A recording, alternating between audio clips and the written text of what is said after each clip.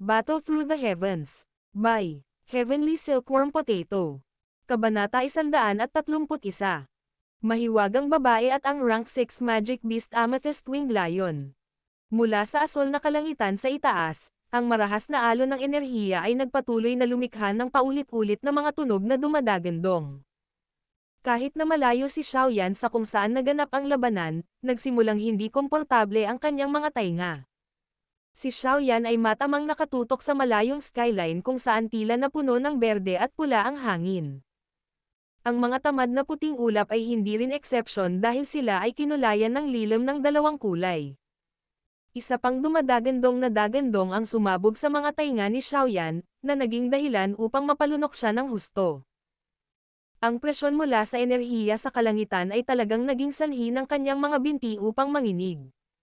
Ito ba ay labanan sa pagitan ng malakas? Bulong ni Xiaoyan sa kanyang bibig. Ito ang unang pagkakataon na nasaksihan niya ang nakakatakot na kapangyarihan mula sa isang labanan sa ganitong antas. Pakiramdam niya, ang kanya ng nakaraan ay isa lamang palaka sa balon. Ngayon lang niya naunawaan sa wakas na ang mga tala sa mga aklat na naglalarawan sa isang taong humahawak ng 10,000 kalaban ay hindi lamang mga alamat. Nakatayo sa tabi ni Xiaoyan, pinagdikit ni Yao Lao ang kanyang mga kilay at pinanood ang malayong labanan na naganap sa skyline at mamulong sa sarili. Ang babaeng iyon ay dapat tao. Bakit siya tumakbo hanggang sa Magic Beast Mountain Range at nakipag-away sa Amethyst Winged Lion? Ano? Nagulat ka ba? Biglang tanong ni Yao Lao na nakangiti ng tumagilid ang ulo niya at napansin ang nanginginig na si Xiaoyan. Napakahirap na tumango sa kanyang ulo, ngumiti si Xiaoyan ng mapait. Pagkatapos ko lamang masaksihan ang kanilang labanan, naiintindihan ko na ang mga laban na sinalihan ko ay hindi gaanong mahalaga. Hihihi, nasabi ko na ang kontinente ng Daochi ay napakalaki. Mayroon pang ang ilang tao na mas malakas kaysa sa isang dawang cultivator. May potensyal ka. Kapag sa wakas ay tumuntong ka sa antas na iyon, natural na matanto mo na ang mundong ito ay lubhang kapanapanabik. Natawa si Yao Lao. Bagaman ang kapangyarihang ginamit sa mga labanang ito ay lubhang nakakatakot, hindi ako magiging hayagang ambisyoso. Ang paglalakbay ay dapat gawin ng paisa-isa. Ngumiti si Xiaoyan ng napakatalino. Nang marinig ito, saglit na natigilan si Yao Lao ngunit mabilis siyang nagbigay ng masayang ngiti at tumango. Gusto mo bang pumunta at tingnan ang laban nila? Itinaas ang kanyang baba sa malayong laban, nagtanong si Yao Lao. Hindi naman nila tayo matutuklasan, di ba? Ang unang kagalakan ni Xiaoyan ay mabilis na natabunan ng kanyang pag-aalala habang nagsasalita siya. Hindi ka ba tumitingin sa akin? Ikinaway ni Yao Lao ang kanyang kamay, binago ang kanyang katawan sa isang umaagos na liwanag at pumasok sa katawan ni Xiaoyan. Kaagad, isang siksik na puting enerhiya ang umikot sa paligid ni Xiaoyan. Kokontrolan ko ang iyong katawan sa panahong ito. Sa sandaling sinabi niya ang pangungusap na ito, ang Zion Wing sa likod ni Xiaoyan ay automatikong lumawak palabas. Ang Zion Wing sa pagkakataong ito ay hindi lamang higit sa 1 metro ang haba ngunit may kulay purple na liwanag na dumadaloy sa ibabaw nito, na lumilitaw na parehong matingkad at misteryoso. Ang siksik na puting enerhiya ay dahan-daang sumasaklaw sa lilang liwanag ng mga pakpak, na itinatago ang nakasisilaw na maliwanag na liwanag. Tara! Ngayon, dadalhin kita para makita kung ano ang tinatawag na tunay na malakas na tao. Bahagyang napangiti si Yao Lao habang pinapakpak niya ang Zion Wings, dahan-daang itinaas ang katawan ni Xiaoyan sa ere. Ang pares ng mga pakpak ay muling pumutok, na nagpaputok kay Xiaoyan sa mababang altitude patungo sa larangan ng digmaan. Nang makita ang malabong mga larawan ng mga punong umaatras sa ilalim niya, si Xiaoyan ay nasasabik na ang kanyang mukha ay tila medyo namumula. Sa tulong ng Zion Wings, ang kasalukuyang bilis ni Yao Lao ay mas mabilis kaysa sa kung ano ito pabalik sa Wutan City. Ang kasiyahan ng paglipad ng napakabilis ay nagbigay kay Xiaoyan ng isang salpok na humarap sa langit at sumigaw. Lumipad si Xiaoyan sa napakabilis na kahabaan ng kanapi ng kakahuyan at pagkaraan ng 10 minuto, sa wakas ay nakapasok na sa laban. Ang pressure na ipinadala mula sa napakalaking alon ng enerhiya ay naging dahilan upang manginig ang puso ni Xiaoyan sa kabila ng pagiging nasa ilalim ng proteksyon ni Yao Lao. Sa wakas ay huminto si Xiaoyan, wala pang 100 metro ang layo mula sa labanan sa kalangitan. Ginamit ni Xiaoyan ang takip ng malaking kagubatan at dam-apo sa tuktok ng isang napakalaking puno. Dito, kitang-kita ni Xiaoyan ang pares na nag-aaway sa langit. Sa pagmamasid mula sa malapit na distansya, muling naranasan ni Xiaoyan ang bangis at tigas ng isang dawwang. Sa asol na kalangitan sa itaas, ang berde at pula na kulay ay bumalot sa halos kalahati ng buong skyline, na nagsilang ng isang kamangha-manghang larawan. Unang dam-apo ang tingin ni Xiaoyan sa napakalaking magic beast sa kalangitan. Ang magic beast ay may napakalaking katawan na 7 o 8 metro ang haba. Ang ibabaw ng katawan nito ay natatakpan ng isang patong ng kristal na kulay lila, na sumasalamin sa sikat ng araw at kumikinang sa lahat ng direksyon. Ang ulo ng Magic Beast ay isang nagbabala na mukhang ulo ng leon na may isang pares ng dagwang pulang hayop na mga mata na may kakaibang kislap ng purplish na liwanag at isang malaking bibig na natatakpan ng mga pangil. Sa tuktok ng ulo ng hayop ay isang maapoy na pulang helix na hugis sungay na may kumpol ng kulay ube na apoy na nakakumpol sa paligid nito. Ang isang pares ng mga pakpak na kulay lila ay tumubo mula sa likod ng katawan ng leon. Nang ito ay pumutok, maraming maliliit na kumpol ng apoy ang natangay sa lahat ng direksyon, na parang flamethrower.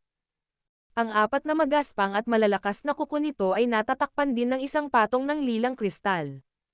Sa tuwing sila ay bababa sa pwesto, sila ay magiging sanhi ng walang laman na hangin upang manginig, na nagpapakita ng isang malaking lakas na mahirap isipin. Ang malaking magic beast ay nakatayo sa hangin habang ang isang walang hugis na pressure ay bumaba mula sa langit, na naging sanhi ng panginginig ng espiritu ni Xiaoyan. Ito ba ang maalamat na Amethyst Winged Lion? Marahang bumulong si Xiaoyan habang nakakubli na pinagmamasdan ang Magic Beast na nagpakita ng kagandahan at pagkawasak. Umiling si Xiaoyan dahil sa pagkamangha na naramdaman niya para sa Amethyst Winged Lion. Pagkatapos ay inilipat niya ang kanyang tingin sa taong humamon sa Amethyst Winged Lion. Isang babae. Nang unang dam-apo ang tingin ni Xiaoyan sa maayos at magandang katawan, nagulat siya. Hindi niya inaasahan na ang malakas na tao na nang-ahas na makipaglaban sa Amethyst Winged Lion ay talagang isang babae. Nakasuot ng masikip na damit ang ginang sa langit na nakatikip sa kanyang Katanji tanging frame habang may hawak na kakaibang longsword na naglalabas ng kulay berdeng ilaw. Ang kanyang itim na buhok ay hinawakan ng isang marangal na mukhang phoenix accessory. Ang maganda at gumagalaw na mukha niya ay napakalmado, hindi nagpapakita ng kaunting pagbabago kahit na humarap sa isang magic beast na lubos na kilala sa kontinente ng Daochi. Sa likod ng misteryosong babae ay isang pares ng berdeng kulay na mga pakpak na tila bahagyang ilusyon.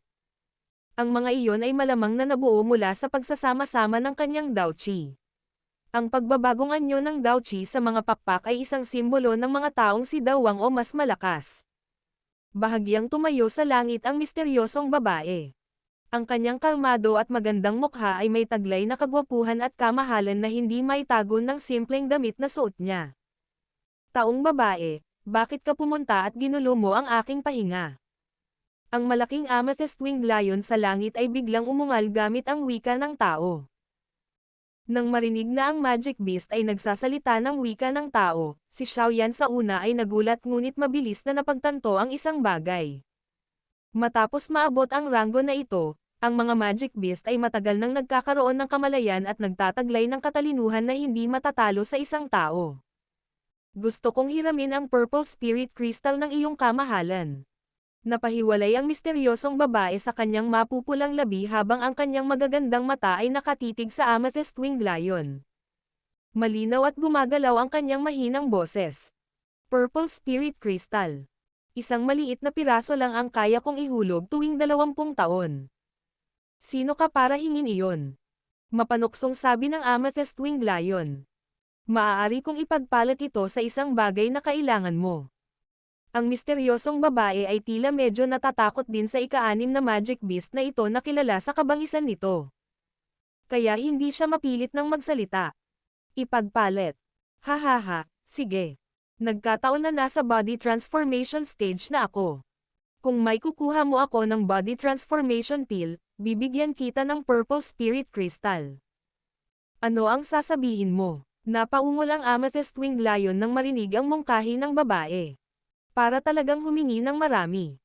Ang Body Transformation Pill ay isang pambihirang pill na nangangailangan ng ikapitong antas na alchemist para matagumpay na mapino. Ginagamit ito para ipagpalat sa Purple Spirit Crystal. Maliban na lang kung tulala ang babaeng iyon. Nang marinig ang kahilingan ng Amethyst Winged Lion, tumawa si Yao Lao gamit ang kanyang lumang boses. Kinusat ni Xiaoyan ang kanyang mga mata. Nang marinig ang pill na ito sa unang pagkakataon, curious niyang itinanong. Mula sa pangalan nito, parang ang body transformation pill na ito ay ginagamit para tulungan ang Magic Beast na baguhin ang katawan nito, tama ba? Bakit? Napakahalaga ba nito? Gamit ang body transformation pill, ang isang Magic Beast ay maaaring ganap na mag-transform sa anyo ng tao. Kapag naabot nila ang pagbabagong ito, ang kanilang bilis ng pagsasanay ay maihahambing sa bilis ng isang tao. Sa tingin mo ba ay hindi mahalaga ang bagay na ito? Walang imak na tumango si Xiaoyan. Ang buhay ng isang Magic Beast ay mas mahaba kaysa sa isang tao. Bagamat may mga kakaibang pildores na maaaring magpahaba ng habang buhay ng isang tao ngunit kung ikukumpara sa isang Magic Beast, lalo na sa mga mas mataas na ranggo, ang haba ng buhay ng isang tao ay talagang maikli. Ang pag-imagine lang ng isang mataas na ranggo na Magic Beast na matagumpay na nagbago at nagsanay ng tuloy-tuloy sa loob ng 180 taon ay magiging isang katakot-takot na pag-iisip. Gaya ng inaasahan ni Yao Lao, sumimangot ang misteryosong babae at umiling nang marinig ang kahilingan ng Amethyst Winged Lion. Sa mahinang boses, sinabi niya, "Pasensya na, kakaunti lang ang mga tao sa Jiama Empire na nagtataglay ng isang body transformation pill.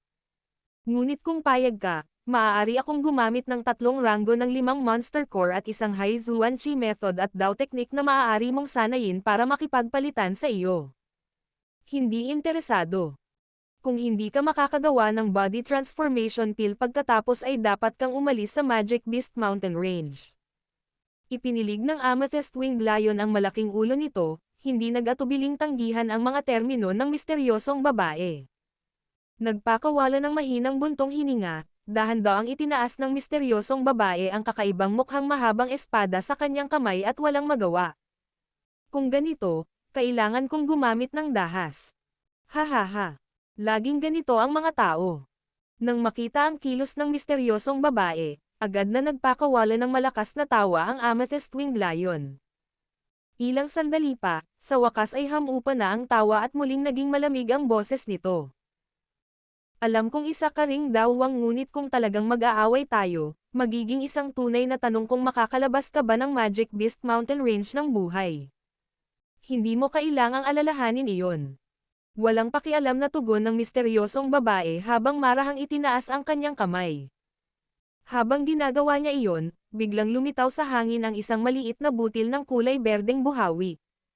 Noong una, 2 metro lang ang lapad ng buhawi ngunit makalipas ang ilang sandali, nagsimulang lumaki ang buhawi at naging malaking buhawi na mahigit 100 talampakan ang lapad.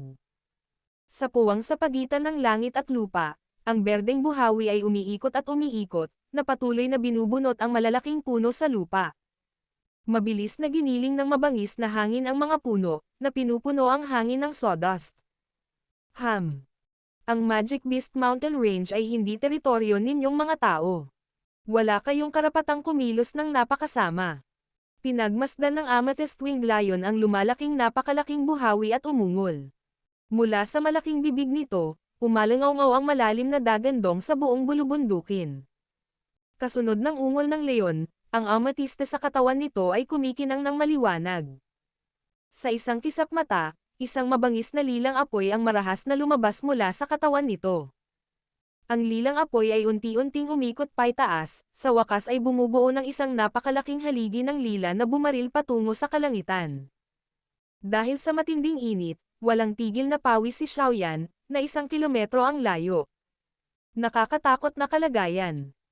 Tuyong nagsalita si Xiaoyan habang pinupunasan ang pawis sa kanyang noo at pinagmamasdan ang malayong malaking buhawi at haligi ng apoy ng may pagkamangha. "Guro, sino sa tingin mo ang mananalo?" Matapos panasan muli ang kanyang pawis, nagtanong si Xiaoyan sa mahinang boses. Sa yugtong ito, Kadalasan ay mahirap patayin ang kalaban sa isang suntok maliban kung ang isa ay nagtataglay ng napakalakas na trump card. Kung sino ang mananalo o matatalo, hindi ko masasabi ng tiyak. Malalaman ang lahat kapag natapos na ang laban. Nakangiting sagot ni Yao Lao. Walang magawang umiling si Xiaoyan. Bigla niyang inangat ang kanyang ulo, pinagmasdan ang tensyonado na kapaligiran, at mamulong. Magsisimula na ang laban. Battle Through the Heavens. Kabanata 132. Ang laban sa pagitan ng dalawang level. Sa panahon na ang misteryosong babae ay nagwagayway ng kanyang kamay, ang napakalaking berdeng buhawi sa kalangitan ay sumugod patungo sa Amethyst Winged Lion sa walang pigil na paraan, na may dalang hangin na humahagulgol. Sa mga lugar kung saan dumaan ang buhawi, ang kagubatan sa lupa ay nabunot, na naging isang patag na dilaw na lupa habang maraming magic beast ang tumakas kung saan-saan. Sa proteksyon ni Yao Lao, hindi natangay ng hangin ang maswerteng si Xiaoyan. Mahigpit ang pagkakahawak ng kanyang mga kamay sa sanga ng puno habang nakatitig sa kagubatan na naging gulo na. Hindi sinasadyang napalunok siya ng laway. Habang pinagmamasdan ang papalapit na buhawi, ang malaking bibig ng Amethyst Winged Lion ay nagpakawalan ng malakas na ungol. Ikinumpas nito ang kanyang mga pakpak at ang 20 hanggang 30 talampakan na haligi ng lilang apoy ay itinulak palabas at nabasag patungo sa buhawi. Nagbanggaan sa langit ang dalawang malalaking bagay. Sa sandaling ginawa nila, nagkaroon ng patay na katahimikan sa hangin. Bang! Isang dagandong ng kulog ang biglang sumabog sa maaraw na kalangitan. Ang buhawi at ang haligi ng apoy ay marahas na nagbanggaan, na nagpakawala ng isang hindi makontrol at nakakatakot na enerhiya.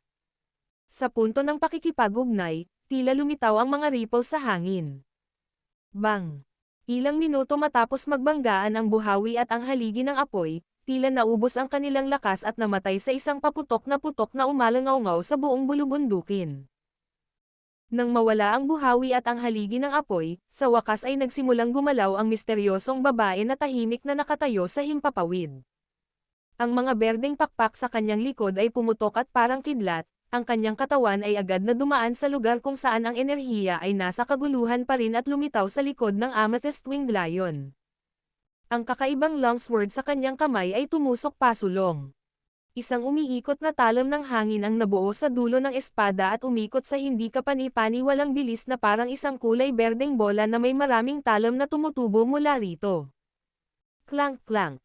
Ang longsword na may dalang wind blades ay bumasa sa katawan ng Amethyst Winged Lion, na lumikha ng malinaw na tunog sa hangin. Gayunpaman, ang mga kumikislap na laslas ng longsword ay nag-iwan lamang ng ilang puting galos.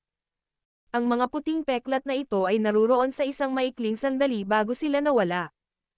Hindi pinapansin ang ordinaryong pag-atake ng kalaban nito, ang Amethyst Winged Lion ay umindayog ng ulo, nagpaputok ng isang malakas na malaking lilang apoy na halos kalahating metro ang laki mula sa pulang sungay na hugis hilek sa ulo nito. Ang naglalagablab na lilang apoy ay naging sanhi ng paghigit ng misteryosong babae sa kanyang mga kilay habang ang kanyang walang laman na kamay ay bumuo ng isang kakaibang mukhang selyo sa kanyang harapan. Wind Pushing Force. Nang mawala ang kanyang malinaw na malambing na boses, isang mabangis na pag-inog ng kulay berdeng hangin ang agad na ipinatawag sa kanyang harapan, na hamarang sa kulay ube na bowl ang apoy. Nang makitang hindi epektibo ang pag-atake ng kulay lila na apoy, ang lilang kislap sa mga mata ng Amethyst Winged Lion ay naging mas maliwanag. Binasag ng napakalaking kuko nito ang misteryosong babae habang may dalang magandang lilang liwanag. Saan man dumaan ang kuko, pinunit nito ang hangin na tumutulak dito, naglalabas ng matalim na tili sa himpapawid. Pagtingin sa pisikal na pag-atake ng Amethyst Winged Lion, naging seryoso ang mukha ng misteryosong babae. Isang windshield na mga 2 hanggang 3 metro ang haba ang biglang nagtipon sa kanyang harapan. Crack! Dinurog ng napakalaking kuko ang kulay berdeng windshield. Sa ilalim ng napakagandang liwanag na kulay lila, isang malinaw na ingay ang tumunog, na agad na hinati ang windshield sa maraming piraso na nakakalat sa hangin. Ang pisikal na pag-atake ng Amethyst Winged Lion ay nagtataglay ng isang lakas na hindi maaaring maliitin. Ang Amethyst Winged Lion ay nagpakawala ng mahinang dagandong habang ang atake nito ay bumagsak sa depensa ng kalaban. Pinaikot-ikot nito ang malaking katawan, nagpakawala ng panibagong mabangis na atake sa bilis na hindi katumbas ng napakalaking sukat ng katawan nito. Nahaharap sa walang humpay na pag-atake ng Amethyst Winged Lion, ang mahiwagang babae ay maaari lamang piliin na umiwas. Kung tutuusin, kalokohan ang pagtatangkang kunin ang abnormal na lakas ng dating. Sa kalangitan, ang katawan ng Amethyst Winged Lion ay patuloy na gumawa ng mabilis na paggalaw at ang misteryosong babaeng iyon ay paulit-ulit na umatras. Lumilitaw na siya ay nahulog sa isang hindi magandang kalagayan ngunit sa kabutihang palad, hindi siya nakatanggap ng anumang pinsala mula sa halimaw. Lihim na sumipol si Xiaoyan habang iniangat niya ang kanyang ulo upang harapin ang magandang labanan, hinahangaan ang mga sound effect nito at ang walang tigil na alon sa hangin. Ang lakas lamang mula sa resulta ng kanilang labanan ay posibleng sirain ang isang Daoshi o kahit isang Dadoushi. Ang Amethyst Winged Lion ay may napakalakas na depensa at tibay habang ang babae ay tila alam ng maraming Zuan Wind-type Dao techniques. Pareho silang Daowangs, na may magkatulad na lakas. Kung patuloy silang lalaban ng ganito nang hindi inilalantad ang kanilang mga trump card, hindi posibleng matukoy kung sino ang mananalo. Walang ingat na sabi ni Yao Lao.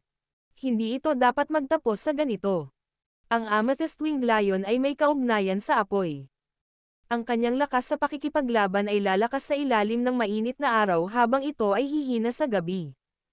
Malamang nasusubukan nitong mabilis na tapusin ang labanan bago lumubog ang araw.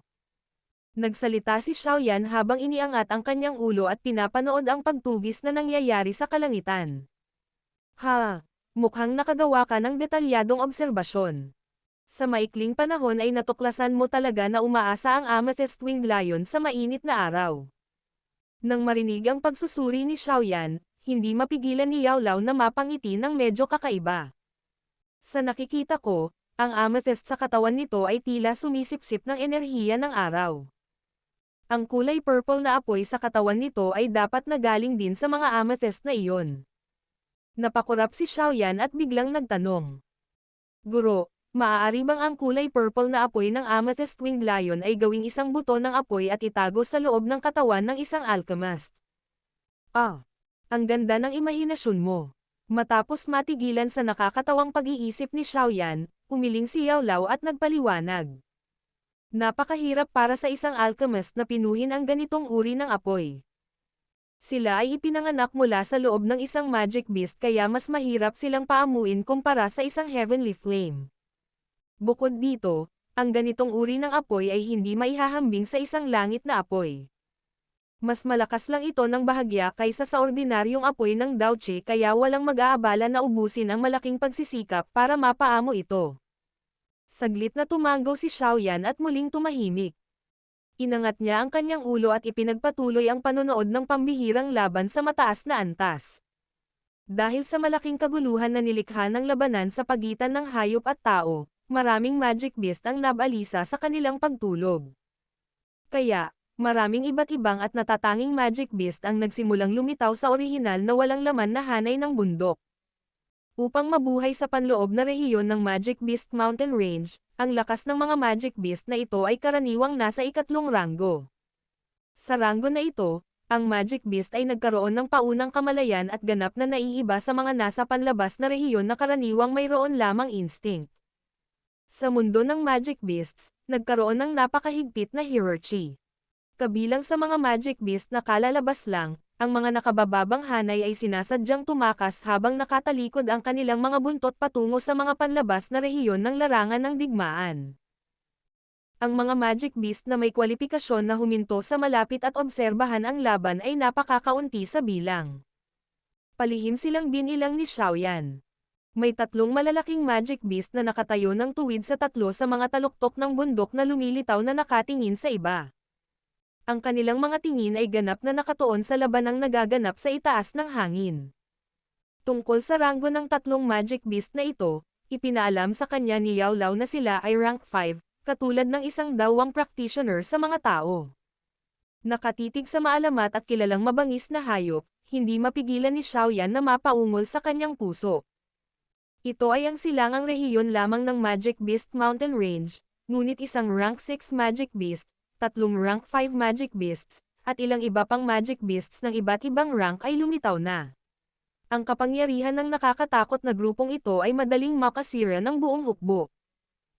Habang maraming magic beast ang lumitaw, wala ni isa sa kanila ang nagpakita ng anumang senyales ng pagsulong upang tulungan ang Amethyst Winged Lion. Malinaw nilang naunawaan na magiging insulto sa hari ng silangang rehiyon ng bundok kung sila ay makikialam. Ang labanan sa langit ay nagpatuloy mula tanghali hanggang sa lumubog na ang araw. Nang makita ang malaking araw na nagsisimulang maglaho sa abot tanaw, ang Amethyst Winged Lion na walang sawang umaatake ay biglang tumigil. Ang mapupulang mga mata nito na may kulay ube na kislap ay nagdadala ng hindi mapagparaya at marilag na anyo habang matamang nakatitig sa marangal na mukhang ginang. Taong babae, sinira mo ang karamihan sa aking limitadong pasensya. Ang mababang dagandong ng Amethyst Winged Lion ay yumanig sa kakahuyan sa mga bundok. Hanggat handa ang iyong kamahalan na ibigay sa akin ang Purple Spirit Crystal, ipinapangako ko na hindi na kita guguluhin muli. Sa kabila ng isang buong hapon na hinahanap, ang misteryosong babae ay nagpakita pa rin ng maganda at marangal. Isang mabangis na paginog ng hangin ang lumitaw at nawala sa paligid niya nang magsalita siya. Dahil walang utang na loob mo, huwag mo akong sisihin. Tumakas mula sa malaking bibig ng Amethyst Winged Lion ang ungol ng isang leon na may dalang bahagyang galit. Lalong tumindi ang liwanag sa katawan nito hanggang sa tuluyang mag-eclipse ang maliwanag na liwanag sa papalubog na araw. Ito ay nagpapakita ng kanyang tunay na lakas. Nasaksihan ang kapangyarihan sa katawan ng Amethyst Winged Lion, namuo ang pananabik kay Xiaoyan habang siya ay bamulong. Nang makita ang matinding lilang liwanag sa Amethyst Winged Lion sa hangin, ang mga nakapaligid na magic beast na nagmamasid sa laban ay biglang nataranta at nagsimulang mabilis na umatras. Kahit na ang tatlong higanteng ranggo ng 5 magic beasts ay walang pagbubukod. Ang kakaibang estado ng Amethyst Winged Lion ay isang bagay din na pinag-iingat ng misteryosong babae. Unti-unting sumeryoso ang mukha niya nang maramdaman niya ang hindi natural na daloy ng enerhiya sa paligid niya. Isang marahas na unos ang nagsimulang umihip sa loob ng isang lugar na 12-dosenang talampakan ang lapad. Nagsimulang bumalot sa buong lugar ang kulay purple na liwanag. Pagkatapos ng ilang sandali ng paghahanda, biglang lumiit ang liwanag at sa isang kisap mata lang, lumiit na ang malawak na lumilipad na liwanag tungo sa isang malalim na liwanag na poste ng lila na kalahating talampakan ang lapad. Ito ay isang selyo. Naramdaman ang enerhiya mula sa halijing kulay lila, hindi napigilan ni Yao Lao na bamulong sa isang nagtatakang boses. Isang selyo. Mabilis na tanong ni Xiaoyan nang marinig niya ang termino. Ang ilan sa mga kakaibang may mataas na ranggo na magic beast ay may likas na kaalaman kung paano gumamit ng mga seal. Talagang hindi inaasahan na ang Amethyst Winged Lion na ito ay marunong gumamit nito. Ang babaeng iyon ay nasa malalim na problema. Habang umuurong ang paliwanag ni Yao Lao, ang dark purple light pillar ay bumaril na parang kidlat. Ang bilis nito ay sobrang nakakatakot at tumalon ng 2 beses bago lumitaw sa di kalayuan sa misteryosong babae. Amethyst Seal. Habang kumikislap ang lilang liwanag, umalangaw ang dagandong ng Amethyst Winged Lion sa buong bulubundukin. Sa sandaling lumitaw ang dark purple light pillar, nagbago ang mukha ng misteryosong babae. Ang makapangyarihang Dao technique ay mabilis na pinakawalan bago ito matapos. Slitting Wind Dance. Kasunod ng tawag ng misteryosong babae, nagsimulang mag-iba ang espasyo sa kanyang harapan. Maraming malalaking dark green wind blades na mahigit 100 talampakan ang laki ang lumitaw sa hangin. Pagkatapos ay naglink sila ng magkasama, na bumubuo ng isang bagay na tila isang silindro ng mga blades na umiikot sa matinding bilis habang ito ay umuusad. Bang! Bang! Naging distort ang espasyo kung saan dumaan ang liwanag na halijing kulay lila at ang umiikot na talam ng hangin. Ilang sandali pa, nagkabanggaan ang dalawa, naglabas ng nakakatakot na tunog na katulad ng 2 meteorite na nagbanggaan. Sandaling matapos bumagsak ang umiikot na ilaw na haligi at ang mga umiikot na wind blades sa isa't isa, ang umiikot na hangin ay tila mas mahina. Sa isang maikling sandali, biglang sumabog ang umiikot na hangin habang ang halijing kulay lila ay bahagyang lumabo. Matapos madaig ang umiikot na mga wind blades, Ang kulay purple na liwanag na haligi ay tila napakagaan habang sinira nito ang 10-10 windshield na inilagay ng misteryosong babae. Sa wakas ay bumaril ito sa kanyang katawan. Pagkatapos na magtagumpay ang pag-atake ng kulay purple na haligi ng liwanag, lumitaw ang malaking katawan ng Amethyst Winged Lion sa harap ng misteryosong babae. Ang malaking kuko nito ay nagpakawala ng 5 matalim na kulay ube na spike na marahas na pumutok sa ulo ng huli. Windspike, Killer Meteorite. Nang malapit nang tumagos ang malaking kuko sa katawan ng misteryosong babae, biglang nanginig ang kakaibang espada sa kanyang kamay. Isang manipis na misteryosong sinag ng liwanag na halos kasing laki ng hinlalaki ay agad na bumaril palabas. Nanginig pa ang hangin dahil sa sinag ng liwanag. Crack! Ang sinag ng liwanag ay bumaril patungo sa ulo ng Amethyst Winged Lion, ngunit dahil sa katalinuhan ng halimaw, bahagya itong ibinaba ang ulo, na nagresulta sa sinag ng liwanag na tumama sa pulang sungay sa noo nito. Sa isang iglap, malinis na nahati ang pinakamatigas na bahagi ng katawan nito. Ang hiniwang sungay ay naging dahilan upang makaramdam ng matinding sakit ang Amethyst Winged Lion. Nagpakawala ito ng marahas na ungol ng leon habang ang kuko nito ay humahampas pasulong na may isang mabangis na puwersa, na hamampas ng malakas sa dibdib ng misteryosong babae. Kasunod ng isang tumutusok na tunog ng pagbangga ng bakal, ang misteryosong babae na nakatanggap ng malakas na suntok ay samuka ng isang subo ng dugo. Sa maputlang mukha, bigla siyang tumalikod at ikinapak ang kanyang berdeng pakpak. Ang kanyang katawan ay misteryosong kumikislap at ilang sandali pa, nawala sa abot tanaw. Tinitigan ang nakakatakot na bilis na ipinakita niya sa kabila ng nasugatan, ang Amethyst Winged Lion, na pansamantalang nawala ng lakas dahil sa naputol na sungay, ay nagpakawala ng mabangis na dagandong na puno ng layuning pumatay. Sa ilalim ng impluwensya ng dagandong na ito na napuno ng ligaw na enerhiya, ang mga base ng mga bundok sa hanay ng kabundukan ay walang humpay na yumanig na parang lindol, ang ilan sa mga taluktok ng bundok ay nasira pa ng vibration. Pumunta ka at maghanap. Hanapin ang babaeng iyon. Ang Amethyst Winged Lion ay nagpakawala ng nakakatakot na dagandong na puno ng layuning pumatay habang ang malaking ulo nito ay nakaharap sa ilalim ng bulubundukin at nakatitig sa dagwang pulang mga mata nito. Bilang resulta, ang lahat ng magic beast sa bundok ay nagsimulang magmadali at galit na gumalaw. Battle Through the Heavens. Kabanata 133. Nakakabighaning paggamot. Habang hinahanap ng mga magic beast ng bundok ang misteryosong babae, si Xiaoyan, na nasa ilalim pa rin ng proteksyon ni Yao Lao, ay palihim na sumugod pabalik sa kanyang pinagtataguan ng hindi inaalerto ang sinumang magic beast. Nakakatuwa iyon. Ang huling pag-atake ng babaeng iyon ay napakalakas. Kung ang Amethyst Winged Beast ay hindi nakaiwas sa oras, ang ulo nito ay malamang na natagos. Naalala ang nakakakilig at magandang labanan sa kalangitan, ang puso ni Xiaoyan ay nagsimulang tumibok ng malakas.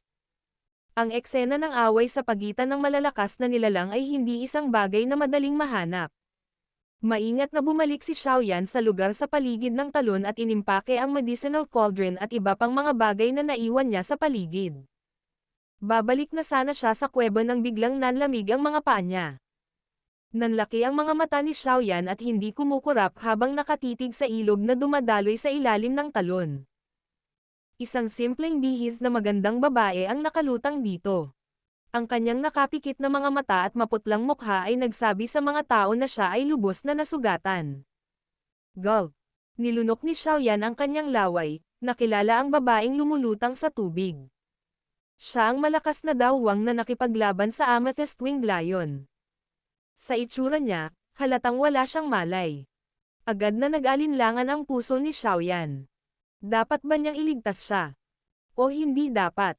Kung ililigtas niya siya, maaaring magalit siya sa mga residente ng lugar na ito ngunit kung hindi niya gagawin, sa kanyang kasalukuyang estado ay malamang na hindi siya makakatakas mula sa kahabag-habag na kapalaran ng paghiwa-hiwain ng galit na Amethyst Winged Lion. Sa panahong nag-aalinlangan ang puso ni Xiaoyan, nag-vibrate ang dalawang dagandong na kabilang sa magic beasts mula sa malayong kakahuyan. Ang swerte mo. Nang marinig niya ang dagandong ng magic beast, Itinikom ni Xiaoyan ang kanyang mga ngipin at nagmamadaling tumakbo sa agos ng tubig upang buhatin ang simpleng nakadamit na babae, na basang-basa, mula sa tubig. Inilagay ni Xiaoyan ang kanyang mga kamay sa kanyang mga binti at likod ng kanyang ulo. Ang mainit-init na jade tulad ng macelan at makinis na pakiramdam na naramdaman niya ay napakasarap. Kinagat ni Xiaoyan ang dulo ng kanyang dila at pinigilan ang nanginginig na pakiramdam sa kanyang sarili. Pagkatapos ay binuhat niya ang basang-basang katawan ng misteryosong dilag at buong lakas na sumugod sa direksyon ng pasukan ng kuweba. Nagpatuloy ang mad dash hanggang sa makarating siya sa loob ng 50 metrong radius mula sa pasukan ng kuweba. Saka lang siya nakahinga ng maluwag. Nagkalat si Yao Lao ng isang uri ng pulbos na panggamot sa rehiyong ito. Ang panggamot na pulbos ay isang malaking iritasyon sa magic beasts, kaya bihira ang sinumang makakapasok sa lugar na ito.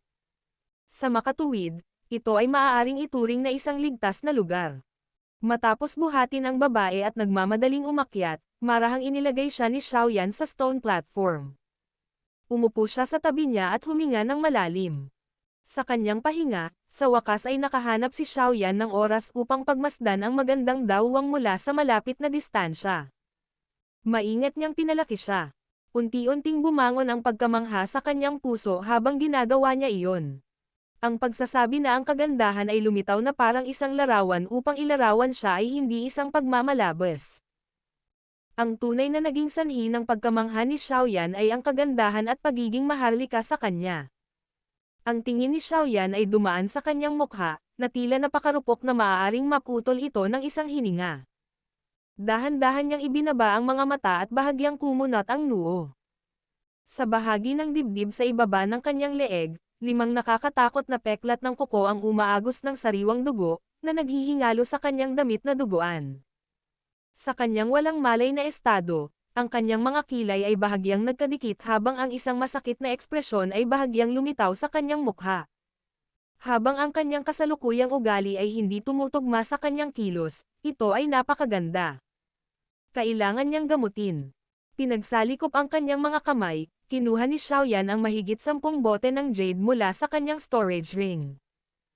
Sandali siyang nag-alinlangan bago iniabot ang 2 kamay para buksan ang damit ng babae. Gayunpaman, nang malapit nang madikit ang kamay nito sa katawan nito, biglang bumukas ang mahigpit na nakapikit na mga mata ng misteryosong babae. Ang mga magagandang mata na iyon ay may dalang lamig at inis mula sa kanyang kahihiyan habang matamang nakatitig kay Xiaoyan. Ah! Gising ka na ba? Ang biglaang pagdilat ng babae ng kanyang mga mata ay naging sanhi ng isang nagulat na si Xiaoyan na tumalon. Mabilis siyang umatras ng ilang hakbang at itinaas ang maliit na bote ng jade sa kanyang kamay habang ipinaliwanag niya. Balak ko lang gamutin ang mga sugat mo. Wala akong ibig sabihin. Siyempre. Dahil wala kang malay, balak kong lagyan ka ng gamot pero ngayong gising ka na, magagawa mo na ito sa iyong sarili.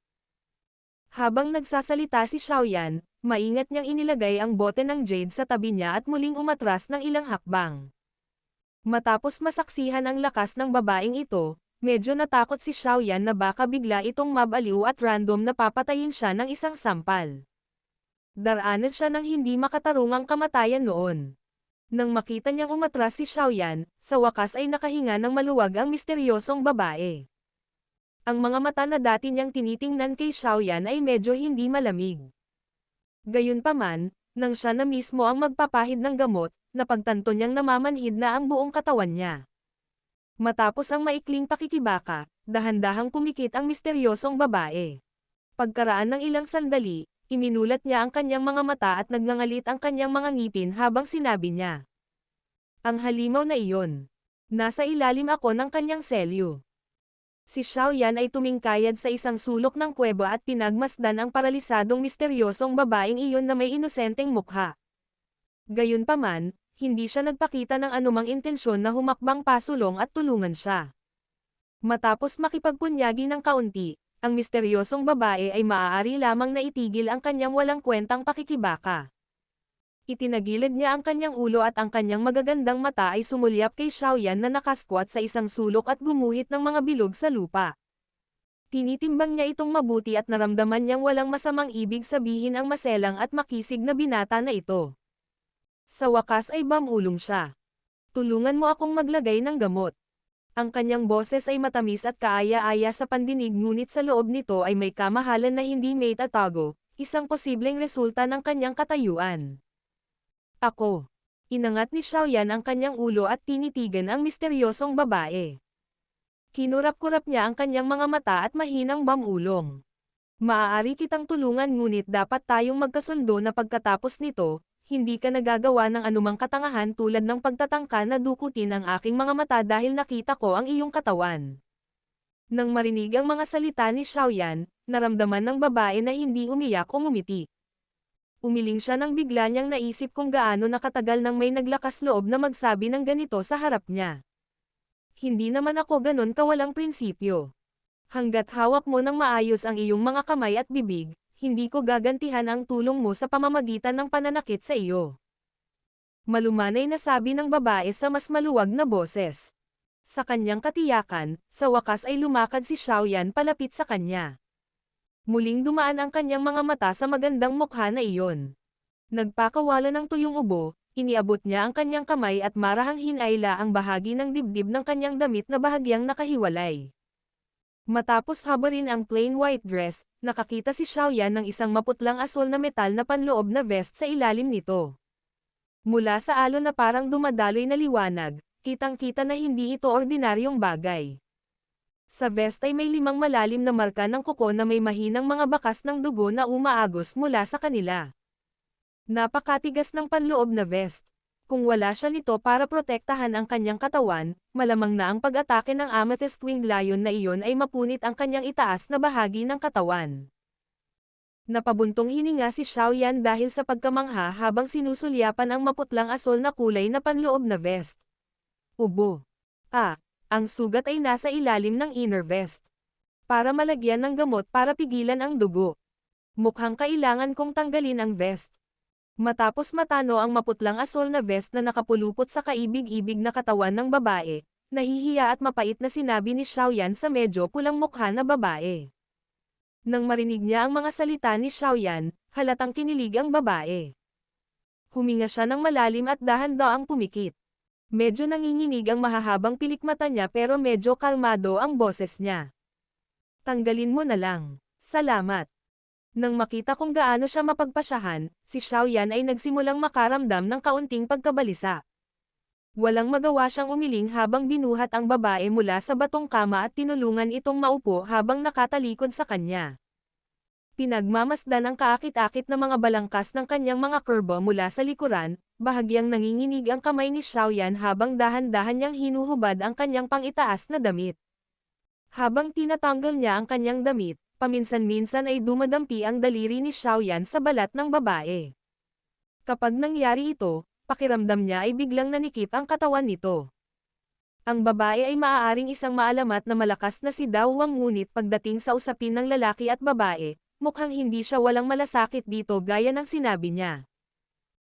Matapos dahan-dahang hilahin ni Xiaoyan ang kanyang mga damit hanggang sa kanyang makitid na baywang, malabo niyang nakita ang mga metal na butones sa inner vest at dahan-dahang hinubad ang mga ito isa-isa.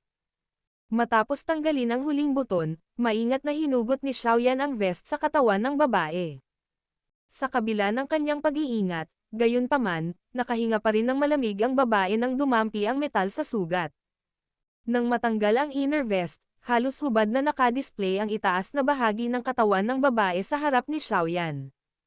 Siyempre, likod niya lang ito. Tungkol naman sa harapan. Si Xiaoyan ay walang lakas ng loob na tumingin. Ang paglalantad sa kanyang hubad na pangitaas na katawan sa isang lalaking hindi niya kilala ay naging sanhi ng unti-unting pagbaha ng kulay rosas na patong ang babaeng may puting balat na may lakas na dawhwang. Ang kanyang magandang katawan ay paulit-ulit na nanginginig ng marahan. Pamahalaan ang iyong mga kamay at mata ng maayos. Sa pagkakataong ito, muling nagbigay ng babala ang babae. Mapait na ngumiti si Xiaoyan habang kinukuha niya ang isang malaking itim na robe mula sa storage ring at tinakpan nito ang katawan ng babae. Pagkatapos nito ay muli niya itong dahan-daang pinatalikod at inihiga sa batong kama. Pagkatapos lumingon, napansin ni Xiaoyan na ang kanyang mukha ay napuno ng nakakabighaning nakakahiyang pula. Gayunpaman, hindi masyadong malamig ang mga mata nito nang tumingin sa kanya. Malinaw, ang pagkilos ni Xiaoyan ng pagtatakip sa kanya upang mabawasan ang kanyang kahihiyan ay nakakuha sa kanya ng isang paborebleng impresyon. Ako na ang maghuhugas ng sugat. Paalala ni Xiaoyan habang dahan-dahan niyang ibinababa ang itim na roba. Nang tuluyang tumambad ang sugat ay dali-dali siyang huminto. Sa taas na ito, nakikita na niya ang isang maliit na bahagi ng isang Snow White peak at isang nakakabighaning malalim na cleavage na magiging sanhi ng pagkabaliw ng mga tao para sa. Kinuha ni Xiaoyan ang ilang malinis na tela mula sa storage ring at binuhusan ito ng maputlang berdeng likido. Pagkatapos nito, dahan-dahan niyang pinunasan ang mantsa ng dugo sa paligid ng sugat. Bahagyang nanginginig ang mga kilay ng misteryosong babae habang marahang pinunasan ni Xiaoyan. Bahagyang nahulog ang mukhang phoenix na hairpin sa kanyang ulo, na nagbigay sa kanyang hitsura ng mas tamad at hindi gaanong kaaya-aya na pakiramdam dito. Habang nakatingin ang magagandang mata ng babae sa binata na nakayuko ang ulo at seryosong naghuhugas ng sugat, bumungad sa kanya ang pasasalamat. Matapos hugasan ng maigi ang sugat, binuhusan ito ni Xiaoyan ng ilang puting kulay na pulbos mula sa bote ng jade. Dahil sa epekto ng pulbos, nagsalubong ang kilay ng babae habang umuungol. Relax, malapit na itong matapos. Sa isang ngiti, pantay na ikinalat ni Xiaoyan ang pulbos sa sugat. Pagkatapos ay kinuha niya ang isang tela upang pigilan ang pagdurugo mula sa kanyang storage ring at maingat na ibinalot ito sa kanyang sugat. Hindi gumalaw ang tingin ni Xiaoyan nang binigkisan niya ang kanyang sugat ngunit nauwi pa rin siya sa nakitang bagay na hindi niya dapat makita. Mabuti na lang at naitago niya ng husto ang kanyang nakita. Kung hindi, malamang na naging pag-alit ang misteryosong babae. Sige. Nagamot na ang sugat. Ang natitira pa ay ang mga internal injuries mo na kailangan mong umasa sa sarili mo para gumaling. Ang selyo ay isa ring bagay na kailangan mong alisin ng mag-isa.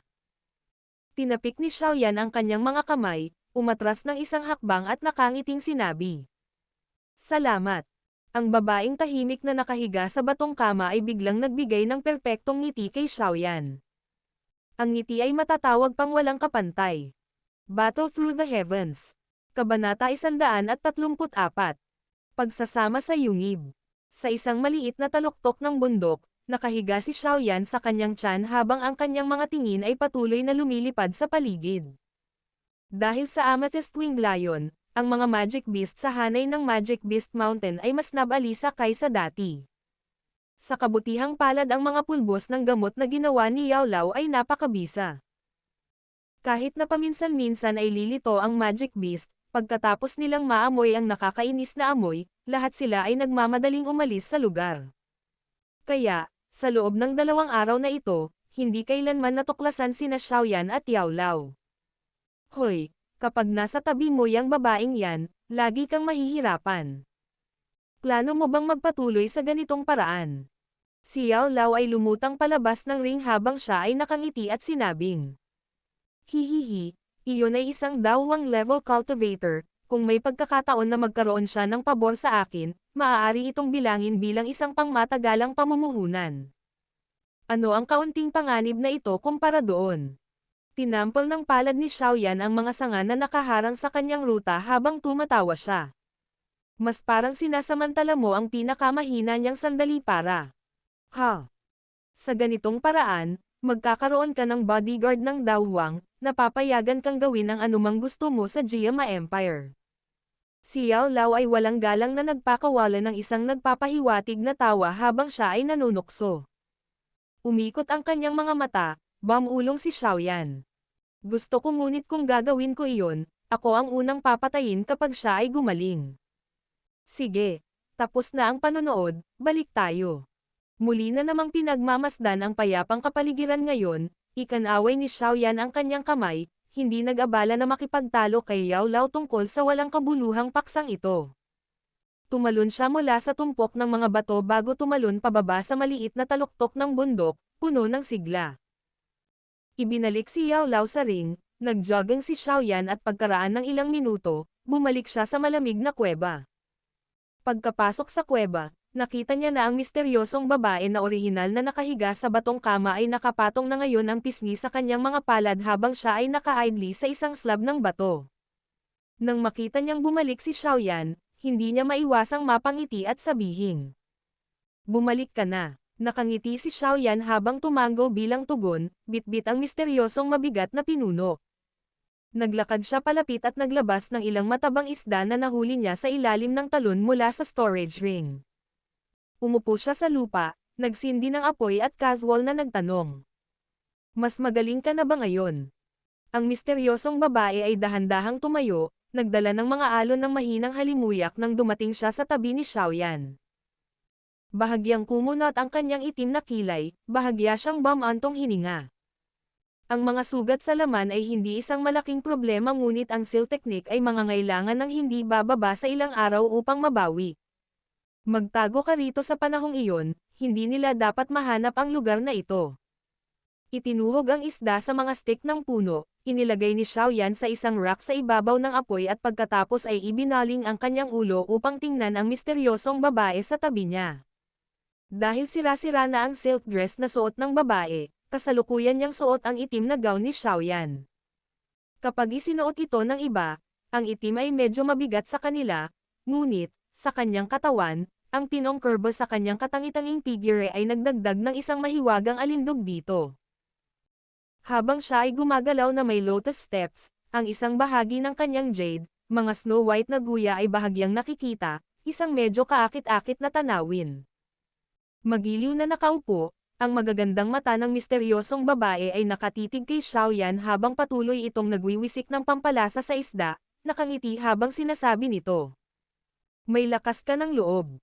Ang maglakas loob na pumasok sa loob ng Magic Beast Mountain Range na may lakas ng isang Daoshe. Wala akong pagpipilian, hinahabol ako kaya napunta ako sa pinakaloob. Ngumiti si Xiaoyan, ibinalik ang kanyang ulo para magtanong. Tama, ano ang pangalan mo? Yunji.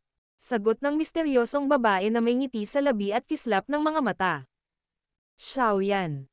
Mula sa bote ng jade, nagwisik si Xiaoyan ng ilang timpladong pampalasa habang casual siyang sumagot. Yunji. Wala pa siyang narinig na balita tungkol sa Jiama Empire na mayroong dawwang na ganoon ang pangalan. Kung iisipin, malamang na itinatago niya ang tunay niyang pagkatao. Ang babaeng tumawag sa kanyang sarili na Yunji ay hindi nag-abala na suriin ang bisa ng mga salita ni Xiaoyan. Bagamat ang kanyang kapangyarihan ay seliado na ngayon, ang isang kabataan na may lakas lamang ng isang Daoshe ay malinaw na walang panganib sa kanya. Ang maikling pag-uusap na ito ay dahan-daang natapos sa talang iyon. Nang mawala ang kanilang paksa, lumubog ang dalawa sa isang tahimik na kapaligiran hanggang sa inalok ni Xiaoyan ang barbecue fish sa kanyang kamay kay Yunji habang bahagya itong tumango ng may pasasalamat. Napunit ang isang maliit na piraso ng karne ng isda, bahagyang gumalaw ang mapupulang labi ni Yunji. Ang kaaya-ayang posture kung saan dahan-dahan siyang kumain ay naging sanhi ng pakiramdam ni Xiaoyan na mababa sa kanyang walang modo na estilo ng pagkain. Ikaw ay isang alchemist. Nilaybot ng tingin ni Yunji ang maliliit na bote ng jade sa gilid ni Xiaoyan, may pagkagulat sa kanyang boses. Ah, manggagamot. Nilunok ni Xiaoyan ang pagkain sa kanyang bibig, piniling itago ang katotohanan na siya ay isang alchemist. Hindi niya naramdaman na ang pagsisiwalat ng kanyang pagkatao ay isang matinong ideya. Oh, bahagyang inihilig ang kanyang ulo sa pag-unawa. Ang pagtataka sa mga mata ni Yunji ay unti-unting nawala. Bagamat walang gaanong pagkakaiba kung paano pinangalanan ang dalawang propesyon, sa pagitan ng alchemist at physician, ang pagkakaiba sa katayuan ay parang langit at lupa. Mayroon akong kaibigan na isang alchemist. Pagkatapos kong makumplito ang aking misyon dito, kung gusto mo, maaari kitang ipakilala sa kanya sa Jiama Empire. Itinikom ni Yunji ang kanyang bahagyang malangis na pulang labi habang sinasabi niya iyon. Sa mga salitang ito, bahagyang nabigla si Xiaoyan, bagaman maya-maya, umiling siya, nagudyok ng isang natigilan na tingin mula kay Yunji. Salamat, ngunit sa palagay ko ay dapat ko pa rin itong kalimutan, mayroon na akong guro. Nang marinig ang hindi inaasahang pagtanggi ni Xiaoyan sa kanyang mabuting kalooban, bumalatay ang pagtataka sa magandang mukha ni Yunji. Ang kanyang personal na pagpapakilala ay talagang tinanggihan. Ito ang unang pagkakataon sa loob ng maraming taon na nakatagpo siya ng ganoong bagay. Sa oras na ito, napigilan lang ni Yeonji ang tanong sa dulo ng kanyang dila. Alam mo ba kung sino ang ipinapakilala ko sa iyo? Gayunpaman, ang pagnanasa na ito ay nag-flash lamang sa kanyang isip bago mawala. Dahil sa pagpipigil sa sarili at dignidad ni Yeonji, natural na hindi siya magtatanong ng ganitong uri ng tanong sa lugar. Sa halip, dahan-daang tumango siya, medyo naguguluhan. Kapag gumaling na ang iyong mga sugat, balak mo pa bang labanan ang Amethyst Winged Lion? Habang pinupunit niya ang huling piraso ng karne ng isda, walang ingat na nagtanong si Xiaoyan na puno ng pagkain ang bibig. Kailangan kong makuha ang Amethyst Spirit Crystal. Isang mahinang buntong hininga ang pinakawalan ni Yeonji habang sumagot. Umiling si Xiaoyan. Nang mapanood niya ang laban sa pagitan niya at ng Amethyst Winged Lion, maliwanag na naisip niya na hindi mataas ang tsansa ng tagumpay ni Yeonji. Hindi naman kalakihan ang pagkakaiba ng lakas nito sa akin, kaya lang hindi ko inasahan na alam talaga nito ang silang teknik. Ang nauna kong pagkatalo ay dahil hindi ko nagawang ipagtanggol ang sarili ko laban sa teknik na iyon, sa susunod na laban namin, hindi naman talaga matatalo ang Extreme Wind. Meteor kill ko dito. Habang nakikita niya ang mukha ni Xiaoyan, bahagyang nagsalubong ang itim na kilay ni Yeonji habang nagpapaliwanag siya, medyo hindi nasisiyahan. Ang galaw na iyon ay talagang napakalakas. Hindi nag-alinlangan si Xiaoyan sa lakas ng liwanag na sinag na pumutol sa kalahati ng pinakamatigas na sungay ng Amethyst Winged Lion. Ngunit nang makipagsagupaan sa Amethyst Seal, hindi alam ni Xiaoyan kung sino ang lalabas sa itaas. Nang matapos ang inihaw na isda sa kanyang mga kamay, tumayo si Xiaoyan at iniunat ang kanyang likod. Pagkatapos ay tinawag niya si Yeonji bago umupo ng naka-cross-legged sa isang slab ng bato sa isang tabi. Ang kanyang mga kamay ay nabuo bilang isang training seal at unti-unti niyang ipinikit ang kanyang mga mata. Habang tinitingnan niya ang Xiaoyan na nagsimulang magsanay, tumayo rin si Yeonji at pinagpatuloy ang paghuhugas sa kanyang ngayon ay malajade na kamay bago pumunta sa harapan ni Xiaoyan. Ang kanyang matalinong mga mata ay pinalaki ang Xiaoyan habang siya ay nasa kalagitnaan ng pagsasanay. Ilang sandali pa, kumunat ang kanyang itim na kilay habang mahinang bumubulong. Paano ito ang pinakamababang antas ng Huang Chi methods? Ang guro ng lalaking ito ay tila napakakuripot na tao, maaari bang hindi niya alam ang kahulugan ng magandang Chi method para sa isang bagong cultivator? Dahan-daang antong hininga habang umiiling, sa loob ng puso ni Yeonji, kahit na hindi pa niya nakikilala si Yao Lao, na-demote na siya sa isang guro na sumisira sa kanyang mga estudyante. Pagkatapos kong makumplito ang aking gawain, tutulungan ko siya. Ang gayong magandang saplang ay hindi dapat yarakan. Umiling si Yeonji habang nakaupo din siya at nakapikit, unti-unti niyang sinimulan ang paglusaw ng Amethyst Seal sa kanyang katawan. Sa loob ng ilang araw na sinira ni Yeonji ang selyo, dahil sa napakagandang hospitality ni Xiaoyan, ang relasyon ng dalawa ay unti-unting naging pamilyar at marahil dahil sa pagkakaroon ng selyo. Ngayon, sa tuwing nakikipag-usap si Yeonji kay Xiaoyan, ang marangal na tono, nakahalintulad ng isang taong naninirahan sa mataas na posisyon sa mahabang panahon, ay unti-unting hamina. Nagdulot ito kay Xiaoyan na maging bahagyang mas malaya, pagkatapos ng lahat kung ano ang hindi niya nagustuhan sa mayabang at mapagmataas na tono. Ang buhay sa yungib na magkasama ay nagpatuloy sa katahimikan sa loob ng 2 araw. Gayunpaman, sa ikatlong araw, nasira ito nang bigla ang pagdating ng alulong ng isang lobo. Kakatapos lang ng tanghalian sa kuweba, biglang nagbago ang kutis ni Xiaoyan nang marinig niya ang isang lobo na umaalulong mula sa isang lugar na malapit sa labas ng kuweba. Nagmamadaling tumayo, nakipagpalitan siya ng tingin kay Yeonji habang magkadikit ang kanyang mga kilay. Paano tayo nahanap? Naglakad-lakad si Xiaoyan, nag-iisip. Araw-araw ang kanyang katawan ay sinasabuyan ng pulbos ng gamot na maaaring matakpan ang kanyang pabango. Hindi posibleng buntot siya ng magic beast sa lokasyong ito. Nang magkadikit ang kanyang mga kilay, biglang itinoon ni Xiaoyan ang kanyang paningin patungo sa paghingi ng tawad sa mukha ni Yeonji. Bahagyang natigilan, may pumasok sa isip niya, pinilit niyang ngumiti habang nagtanong. Hindi mo ba masasabi sa akin na lumabas ka ngayon? Sa pagtitig sa mukha ni Xiaoyan, ang magandang mukha ni Yunji ay namula sa panghihinayang. Sa isang nahihiyang boses, mahina niyang inamin. Paumanhin, umalis ako para maligo ngayon. Medyo natahimik si Xiaoyan sa mga salitang ito, nagpakawala siya ng buntong hininga habang hinihigpitan ang misteryosong mabigat na ruler sa kanyang likod. Kinagat ang kanyang mga ngipin, inutusan niya si Yunji. Manatili ka rito, huwag subukan ang anumang nakakatawa, lalabas ako upang akitin ang Magic Beast. Ikaw. Ang lakas mo. Mas mabuti pang bitawan mo ako. Nakatingin kay Xiaoyan habang siya ay tumalikod na may balak na lumabas, ang panghihinayang sa puso ni Yunji ay lalong lumalim habang siya ay nagmamadaling tumayo at sinabing. Mas mabuting manatili ka rito nang hindi gumagalaw. Biglang huminto si Xiaoyan at lumingon, sumigaw sa mahinang boses. Kung lalabas ka, mas maaakit mo lang ang mga Magic Beast. Sa biglaang pagsabog ni Xiaoyan, bahagyang nagulat at natakot si Yunji. Habang nakatulala siyang tumingin sa una, biglang hindi maproseso ng kanyang utak ang nangyari, di ba? Sinigawan ba siya ng lalaking ito?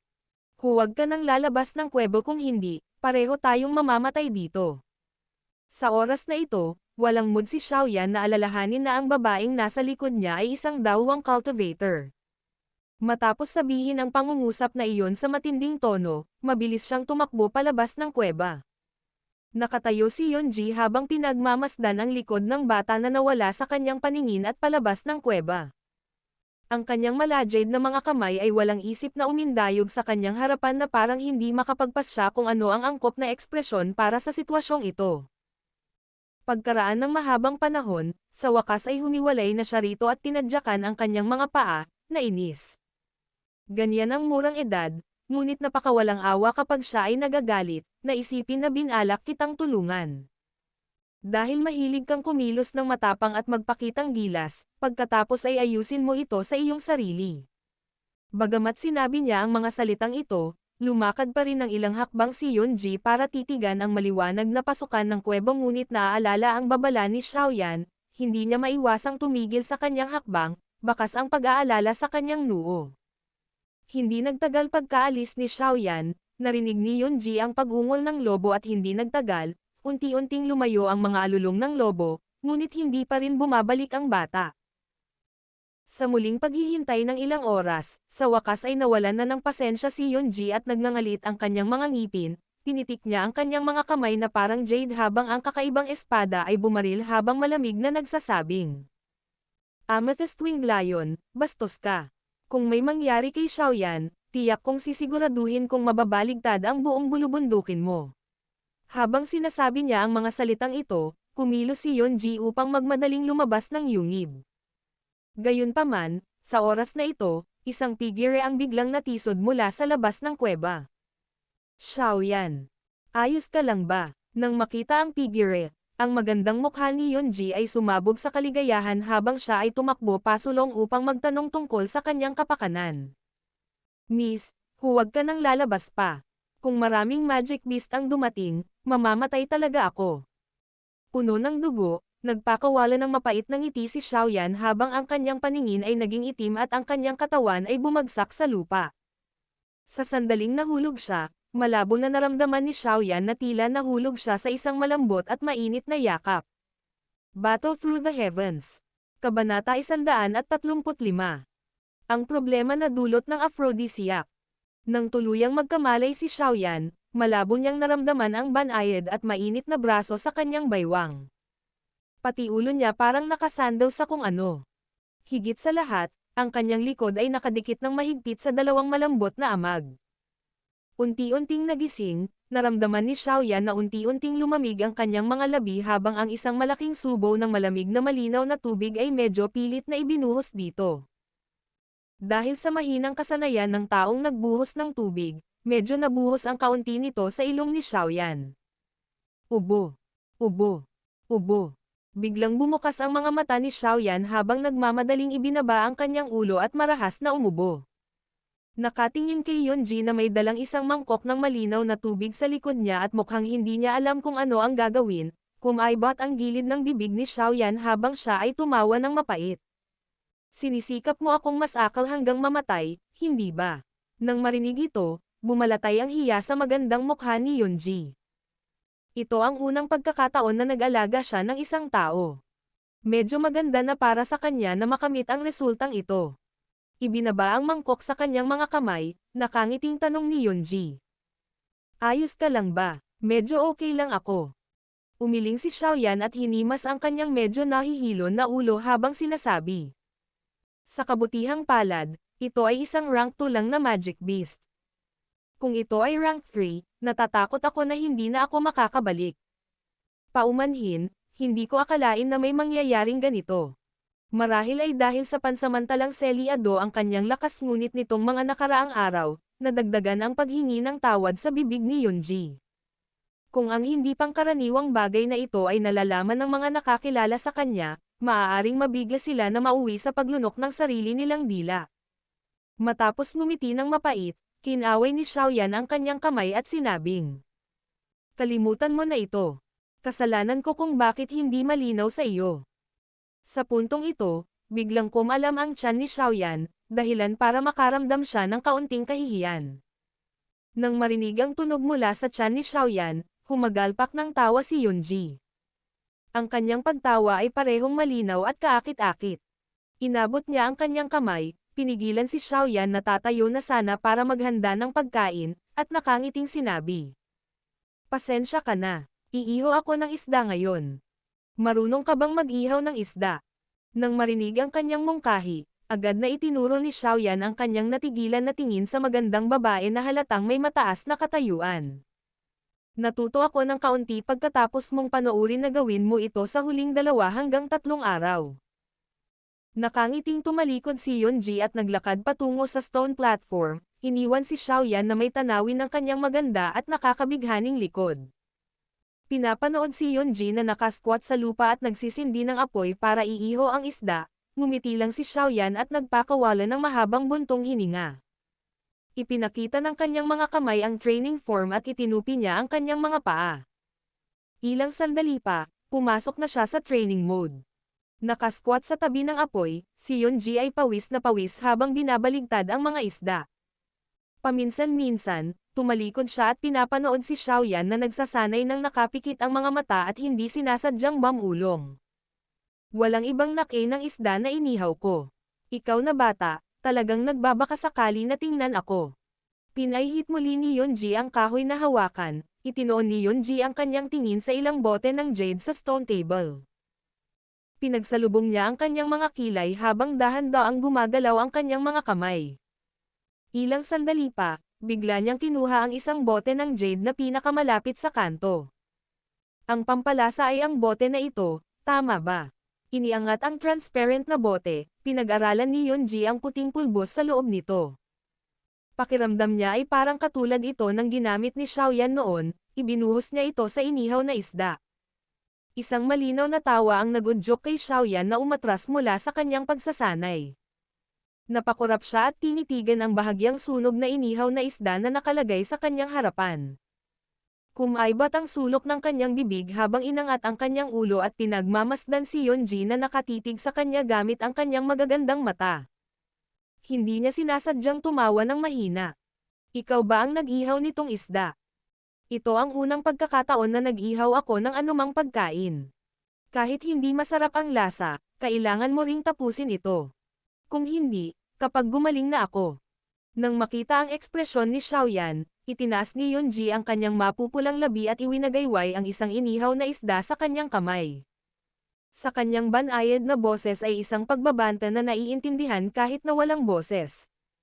Big sister, isa akong may sakit. Ayos lang kung hindi mo ako bibigyan ng pinakamahusay na pangangalaga ngunit sinusubukan mo ba akong lasunin? Nang marinig ang kanyang mga salita, agad na bumulong si Xiaoyan ngunit hindi pinansin ni Yunji na simpleng ngumunguya ng maliit na piraso ng karne ng isda. Agad siyang sumimangot, halatang hindi nasisiyahan sa luto niya. Nang makitang hindi siya pinansin, naiiling na lamang ni Xiaoyan ang kanyang ulo. Inulit niya na imyon na siya sa lason sa kanyang puso bago kumagat. Ang nasunog na isda ay naging dahilan ng pag-itim ng kanyang bibig ngunit walang magawa si Xiaoyan. Ninuyan niya ang pagkain sa bibig at nilunok iyon. Gayunpaman, nang nasa kalagitnaan na siya ng inihaw na isda, dahan-daang nagsalubong ang kanyang mga kilay. Nagsimula na ring manginig ang kanyang katawan na hindi komportable. Iyon. Xiaoyan, ikaw. Nararamdaman mo ba na may mali? Biglang nagtanong si Yunji na nakatayo sa harap ni Xiaoyan. Ang kanyang mukha ay naging maliwanag na pula. Sa wakas ay itinaas ni Xiaoyan ang kanyang ulo nang marinig niya ang tanong. Tumalon ng malakas ang puso niya. Sa harap niya, ang payat na mukha ni Yunji ay napuno ng kaakit-akit na pamumula. Ang kanyang karaniwang alertong mga mata ay naging malabo na ngayon. Nang bumaba ang tingin ni Xiaoyan, napansin niya na maging ang leeg ni Yunji ay natatakpan ng isang layer ng pink. May mali talaga. Mapait na tumawa si Xiaoyan nang mapagtanto niya na ang kanyang katawan ay biglang uminit. Bukod dito, tumataas ang trend ng init na ito. Huminga ng malalim, pinagmasdan ni Xiaoyan ang gulat na lumitaw sa mukha ni Yunji na dulot ng kakaibang pangyayaring ito. Kasunod noon ay ibinaba niya ang ulo at tiningnan ang inihaw na isda sa kanilang mga kamay. Pagkatapos mag-isip sandali, may naisip siya at nagtanong siya sa tuyong boses. Ikaw. May nilagay ka ba dito? Ilabas mo at tingnan ko. Nang marinig ang mga salita ni Xiaoyan, nalaman din ni Lao Ji na ang ugat ng problema ay ang inihaw na isda sa kanilang mga kamay. Sabay-sabay, dali-dali niyang kinuha ang maliit na bote ng jade mula sa stone table at ibinigay kay Xiaoyan. Mabilis na tinanggap ni Xiaoyan ang maliit na bote ng jade at pinag-aralan ang puting-puting pulbos na gamot sa loob nito. Biglang naningkit ang kanyang mga mata, lalo na nang kurutin iyon ng kaunti ng kanyang daliri at inilagay sa kanyang bibig. Lalong naging makulay ang ekspresyon ng mukha niya. Ano yon? May problema ba sa pampalasa? Nasaksihan ang ugali ni Xiaoyan, nagtatakang nagtanong si Yunji. Sino ang nagsabi sa iyo na ito ang pampalasa na ginagamit sa pag-ihaw ng isda? Sabi ni Xiaoyan, nakaramdam ng pagnanais na umiyak ngunit walang luhang lumabas. Mukhang katulad ito ng karaniwan mong ginagamit. Sa sandaling iyon, mukhang naunawaan ni Yunji na muli siyang nagulo. Ang isang maliit na kahihiyan ay hindi maiiwasang pumasok sa kanyang boses. Nagpakawala ng mahabang buntong hininga, napagtanto ni Xiaoyan na ang hindi kanais-nais na init na tumataas sa kanyang ibabang tiyan ay lalong tumitindi. Agad niyang pinaliit ang kanyang ibabang bahagi ng tiyan at sa tulong ni Daochi, ginamit niya ang lahat ng kanyang lakas upang pigilan ang masamang init, na pinipigilan itong kumalat. Ano ang bagay na ito?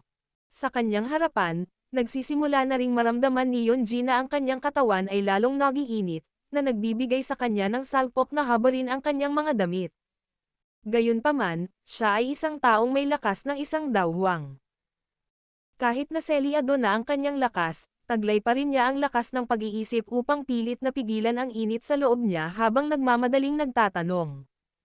Ito ay isang bagay na hindi ko sinasadyang nilikha. Isang aphrodisiac. Sumagot si Xiaoyan na mas mapula ang mukha. Isang aphrodisiac. Naging stagnant ang mukha ni Yunji nang marinig ang sagot. Agad na bumungad sa kanyang mukha ang isang namumula na pula habang pinapadyak niya ang kanyang mga paa at pinagalitan. Imbes na mag-aral ng mga tamang bagay sa murang edad, pinipino mo talaga ang mga kalokohang iyon. Hindi ko alam kung ano ba talaga ang itinuturo sa iyo ng walang kwentang guro mo. Sa harap ng galit ni Yunji na dulot ng kanyang kahihiyan, nadama ni Xiaoyan na mali. Big sister, maaaring inilagay ko ang bagay doon ngunit hindi ko sinabi sa iyo na gamitin ito bilang isang pampalasa. Ano ang dapat nating gawin ngayon?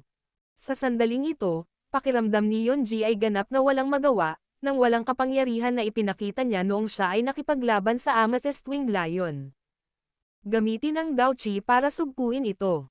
Ito ay isang bagay na random kung pinino kaya hindi ito dapat masyadong mabisa. Okay lang kung sugpuin natin ito. Sa sandaling ibinigay niya ang kanyang mungkahi, nagmamadaling ipinikit ni Xiaoyan ang kanyang mga mata at sinimulang i-circulate ang Daochi sa kanyang katawan, itinoon ito sa tumataas na pagnanasa upang makontrol ito. Pinapanood ang nakapikit na si Xiaoyan, sinimulan din ni Yunji na gamitin ang kanyang Daochi para pigilan ang init. Gayunpaman, nang i-circulate niya ang kanyang Daochi, bigla niyang napagtanto na ang lahat ng kanyang Daochi ay tinatakan na ng Amethyst Winged Lion. Ano ang natitira sa kanya para pigilan ang pagnanasa sa kanya? Kasunod ng ninggas ng pagnanasa sa kanyang puso, ang maningning na mga mata ni Yonji ay naging malabo. Ang apoy ng pagnanasa ay nagtutulak sa kanyang pakiramdam ng pangangatuwiran. Maaari mong dahan-daang subukang pigilan ito. Hindi ako maaaring magpatuloy na manatili dito. Gusto kong umalis. Isang bagzo ng hangin ang umihip sa kuweba, na naging dahilan upang medyo matino si Yonji. Agad niyang itinikom ang kanyang mga pilak na ngipin at tumakbo patungo sa pasukan ng kuweba. Si Xiaoyan, na orihinal na pinipigilan ang apoy ng pagnanasa sa kanya ay lubos na nabigla nang marinig niya ang mga salita ni Yonji. Magiging kakilakilabot ang mga bagay kung hahayaan niya itong umalis. Darating ang mga magic beast mula sa lahat ng direksyon at haharangen ang lugar na ito. Nagmamadaling iminulat ang kanyang mga mata, tumalon si Xiaoyan mula sa batong kama at galit na hinawakan si Yonji mula sa likuran. Nang hawakan ng mga kamay ni Xiaoyan ang malambot na makitid na baywang niya, biglang tumigas ang katawan ni Yonji. Pabalik-balik siyang tumalikod at ibinato ang isang mahigpit na sampal sa mukha ni Xiaoyan. Sa kanyang mahinang kondisyon, gayunpaman, ang kanyang kamay na damapo sa mukha ni Xiaoyan ay kulang sa anumang lakas, na naging dahilan upang ito ay tila isang pagtatangka sa pagmamasahe sa isang kataypan. Big Sister, paano kung mawalan ka ng malay pagkatapos mo itong maubos? Dapat mong malaman na may ilang magic beast na interesado rin sa babaeng tao. Halimbawa, ang Ko-Ape. Sa sandaling pumasok sa kanyang tainga ang salitang Ko-Ape, mas lalong namutla ang mukha ni Yonji. Narinig din niya ang maalay na hayop na may ganitong karumal-dumal na pangalan. Iniisip lang ang posibilidad na madala ng maruming nilalang na ito ay nakaramdam siya ng sakit. Ang hindi makaalis o manatili pa ang nagtulak kay Yonji na mabaliw sa pagkabalisa. Ang kanyang maliit na bibig ay biglang lumaki at kumagat sa mga balikat ni Xiaoyan. Gayunpaman, ang pagiging malapit nito sa amoy ng lalaki ay lalong nagdulot ng init sa kanya na biglang tumaas at pumailang-lang, na parang kahoy na panggatong na sumasalubong sa matinding apoy. Ang maliit na bibig na nakagat sa mga balikat ni Xiaoyan ay lumuwag sa pagkakahawak nito. Palihim na dumudulas ang isang maliit na dila at bahagyang dinilaan ang maliit na sugat. Ang malamig at basang pakiramdam mula sa kanyang mga balikat ay naging sanhi ng panginginig ng katawan ni Xiaoyan. Ang alab ng pagnanasa na pinigilan niya ng labis na pagsisikap ay biglang sumabog at muling sumibol. Unti-unting gumamit ng lakas ang braso niya habang mahigpit na niyakap ang malambot na makitid na baywang sa kanyang mga braso. Sa kanyang nasilaw na estado, ibinaba ni Xiaoyan ang kanyang ulo at naramdaman ang lambot sa kanyang mga labi. Ibinuka niya ang kanyang bibig, pinayagan ang isang maliit na basang dila na misteryosong pumasok. Nang hindi inaasahang mag-intertwined ang dalawang dila, biglang nanlaki ang mga mata ni Xiaoyan. Biglang nanigas ang kanyang katawan, parang tinamaan ng kidlat. Sa sandaling iyon, isang pangungusap lang ang gumugulo sa kanyang isipan. Nawala ang aking unang halik.